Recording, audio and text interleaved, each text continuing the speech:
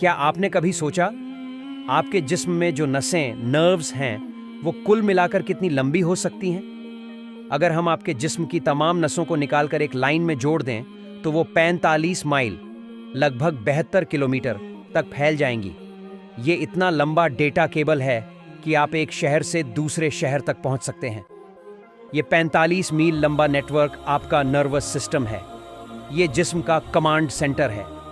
आपका दिमाग, ब्रेन, इन्हीं बारीक नसों के जरिए हर मसल, हर अंग, ऑर्गन और आपकी स्किन के हर हिस्से को सिग्नल भेजता है। आपका चलना, महसूस करना, गर्म ठंडा, यहां तक कि सांस लेना, हर चीज इन्हीं सिग्नलों पर चलती है। सोचिए, 72 किलोमीटर लंबा डेटा नेटवर्क जो इतना बारीक है कि हर रग रग में समा गया है। ये इतना एडवांस्ड सिस्टम है कि आज के सुपर कंप्यूटर्स भी इसके मुकाबले में कुछ नहीं। इस बायोलॉजिकल वायरिंग को किसने बिछाया?